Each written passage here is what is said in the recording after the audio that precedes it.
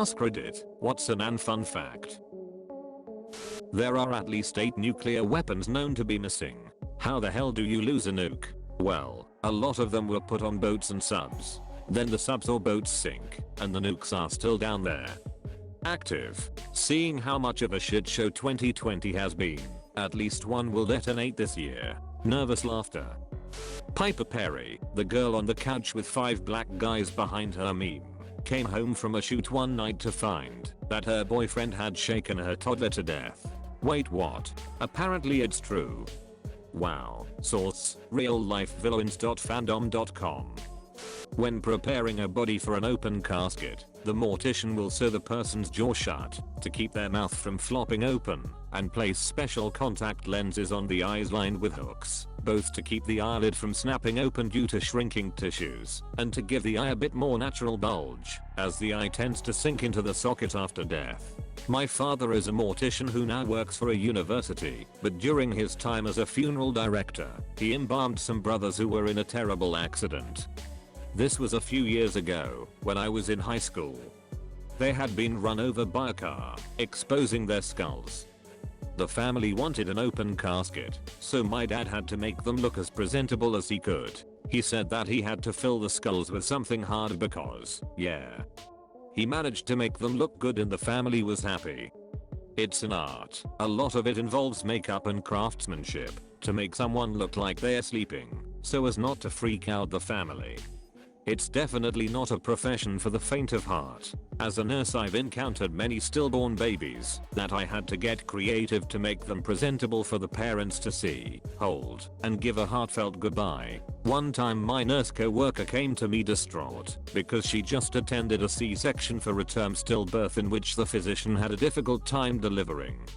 The baby's head was essentially crushed from delivery and brain matter was spilling out.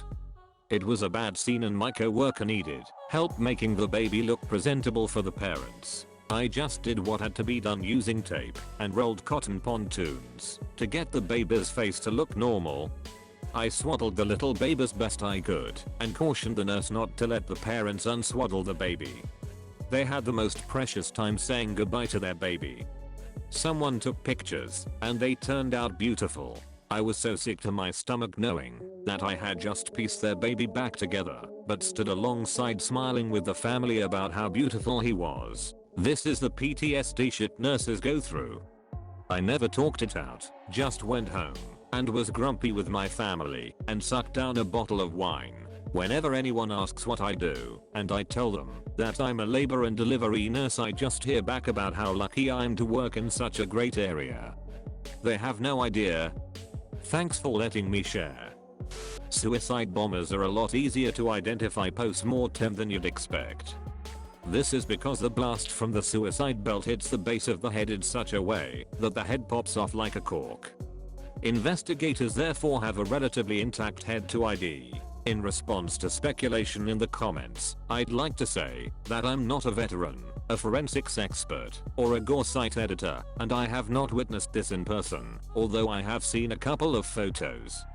I'm just a true crime guy who looked into the forensics after the St. Petersburg and Manchester bombings in 2017. My original source was a quote by journalist Jobby Warwick.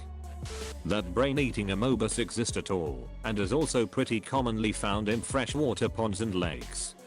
Apparently only 4 people have survived getting it in the last 50 years. I have a friend that got LASIK eye surgery, and then 2 months after she started getting eye pain and was losing her vision, somehow a flesh-eating amoeba got into her eye via the eye flap left over from the surgery and started eating her cornea. She was in serious pain and eventually lost all sight. Seems like they managed to kill off the amoeba and then she got a cornea transplant. Shit was crazy. Curiosity got the better of me after literally 20k plus upvotes and a gazillion comments of her being stupid for not following protocol, so I double checked with her. She said she'd been invited to go lazy river kayaking, just a few blow up kayaks and light drinking on a slow river, 2.5 months after her surgery, had called her surgeon to ask if it was safe, and he said she should be fine as normally the outer layer heals after 5ish weeks, and to just be safe. Nothing harrowing happened on the kayak trip, She tried her best to not actually let her head go underwater, but she had been splashed in the face a few times and that had to have been it. She was just extremely unlucky and found out that at some point after the surgery the flap hadn't settled in the perfectly correct position and there was the tiniest opening. It wasn't her fault, nor the surgeon's fault. Just an incredibly unlucky experience, and she often catches herself reminiscing, what if I'd never gotten the surgery in the first place? But she clarified that her experience was super rare and tons of people get successful LASIK and should still consider it if they wanted to. Tapeworms can grow up to 32 feet inside of you, and they eat half of what you eat. People used to consume them on purpose to lose weight. Female ducks get raped so frequently that they have a second decoy vagina that they can offer to intruders, so they don't get pregnant by the duck they don't want to get pregnant by. There is a whale called 52 Blue that only sings at that frequency, meaning it can't communicate with other whales. It is nicknamed the loneliest whale on the planet. My heart is broken. Good night, Reddit. There are more slaves today than any time in history. People who handle cockroaches develop allergies to them. This usually prevents them from drinking pre-ground coffee because of the cockroaches that get grounded in with the large batches. This is a viscerally unfun fact. Only 1 in every 1,000 sea turtles born ever make it to adulthood. To add to this, saving baby turtles at the beach does less, almost nothing, for conservation compared to protecting adult turtles in the ocean. You have a higher chance of dying on the way to get a lottery ticket than actually winning. Scuba divers can experience a sudden change in pressure when swimming near pipes and will get sucked inside, doesn't matter the size of the hole. It's called delta P. Worst part? Someone else usually has to go inside the pipe to remove the body. Whales don't die of old age. Eventually they just don't have the strength to resurface and slowly drown. Maybe if they didn't ejaculate 40 gallons at a time they could live longer, while live another day if it's not spent ejaculating 40 gallons of semen. The female tarantula hawk wasp stings a tarantula between the legs, paralyzes it, then drags the prey to a specially prepared burrow where a single egg is laid on the spider's abdomen and the entrance is covered. Sex of the larvae is determined by fertilization. Fertilized eggs produce females, while unfertilized eggs produce males. When the wasp larva hatches, it creates a small hole in the spider's abdomen, then enters and feeds voraciously, avoiding vital organs for as long as possible to keep the spider alive. After several weeks, the larva pupates. Finally, the wasp becomes an adult and emerges from the spider's abdomen to continue the life cycle. Female tarantula hawk wasp. That's it, my 4 biggest fears put in the same lane.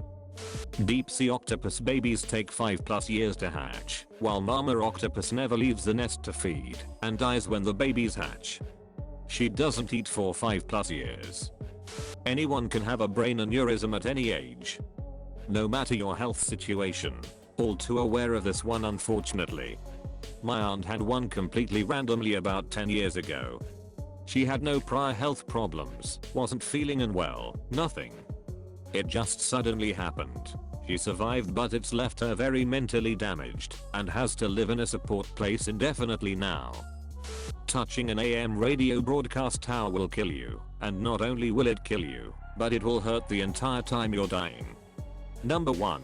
The voltage is so high that your hands would instantly clamp to whatever charged part of the tower you touched, then because it's oscillating at a frequency your cells can't feel, you wouldn't be able to feel yourself being electrocuted until it starts to heat your body from the current, and you'd also be able to hear your body acting as a speaker, where you'd literally be able to hear whatever was on that particular station as you die.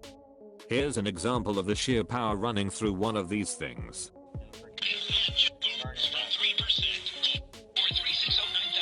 Since people asked, touching an FM broadcast tower won't have nearly the same effect.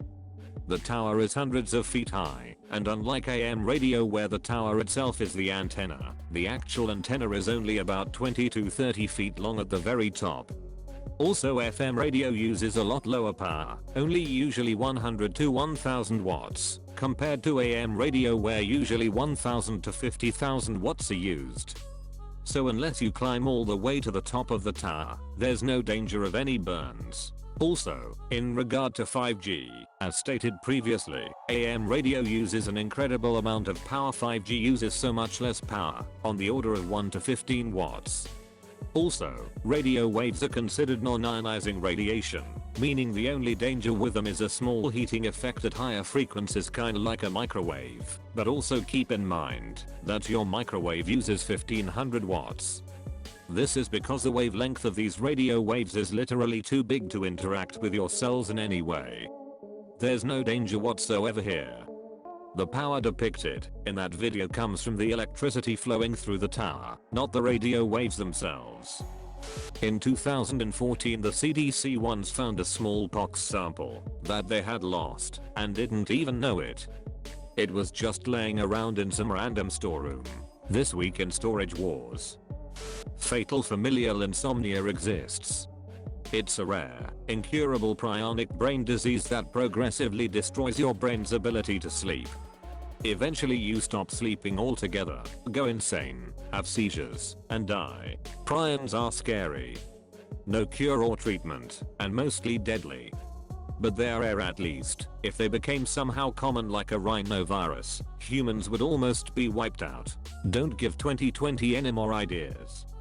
Cockroaches stab their mates with their barbed insectics and come in the lady cockroach wound. You forgot the part where male cockroaches don't know if who they are stabbing is male or female, so they're really just coming in random roaches and hoping for the best. Shit, man, ain't we all? Dolphins in captivity usually commit suicide by suffocating themselves. Famous example, Flipper. It gets worse, they do this by consciously deciding to not breathe until they die. It's less pressing a pillow against your own face and more holding your breath so hard it kills you and you are awake and aware the entire time. Judith Bossy, the little girl who voice acted Ducky in The Land Before Time, was murdered by her father at age 10. All they found of her and her mother were charred remains. The father shot himself after. I feel guilty now for spreading this sad fact so widely. Sorry to the many childhoods I'm told I have retroactively ruined. Nope, could have done without this one. When your skin becomes red from spending too much time under the sunlight, it's basically because your skin cells are committing suicide to avoid becoming cancerous. Source: livescience.com. The process is called apoptosis, and when cells whose DNA gets messed up by UV radiation doesn't commit suicide, that's when it starts growing out of control, and thus becomes skin cancer. I'm no expert, but many medical students and professionals I know have told me this is how it works, perhaps in an oversimplified manner. Depends on what you find as fun, but King Henry VIII exploded in his coffin while the grave was being dug. The mess was cleared up by stray dogs. Buildup of gases in his body, I'm assuming. You may have heard that South Koreans have a superstition called fan death, where if you keep a fan on too long it will kill you. The history of its origins is much darker. When people committed suicide and the coroner had to determine cause of death, they would say it was death by fan. This is to save the face of the family and not cause them shame. It eventually became a superstition, and one that Westerners find funny. When the gas chambers were first assembled and experimented with at the Auschwitz concentration camp, the SS soldiers that oversaw the process found that the people inside would start screaming as soon as the gas agent was dropped in. The screaming was so loud that it could be heard through the thick walls of the building, and the victims would continue screaming over the course of 20 minutes until it gradually faded to nothing. The screaming disturbed the soldiers, believe it or not, so they tried to think of a way to drown out the noise so they didn't have to hear it. Their idea was to get 2 motorcycles and rev the engines as loudly as they could at the same time during those 20 minutes. It didn't work. Deforestation in the Amazon got up 55% from January to April. The youngest person to ever give birth was a Peruvian girl, Lina Medina, who gave birth to a child in 1939 at age 5. She had precocious puberty and had her first period at age 8 months. She may have been raped at an indigenous religious festival where such things are known to occur. The man who raped her was never found, and she was silent about how she got pregnant. The delivery was by cesarean as vaginal delivery was deemed impossible. Her son was told that he was her little brother, and she also treated him in this manner. Unsurprisingly, she was an incompetent parent, preferring to play with dolls rather than tend to the baby, but that's to be expected. The case is well documented in medical journals, including photos of her pregnant body. It is also in the Guinness Book. She later married, had another son, went to work for the physician who delivered her, and lived a quite normal life. The son was healthy, but died young at age 40. She has refused all efforts to speak of the case, including offers of significant sums of money. Her family has also refused to discuss the case. As of 2008, she was still alive at age 69 and living in a slum in Lima, Peru. If she is still alive, she would be 87 years old. Thanks for watching. If you liked this video, hit like, get subscribed, and tell us an unfun fact that you know in the comment section, and support the original writers with upvotes, links in the description box.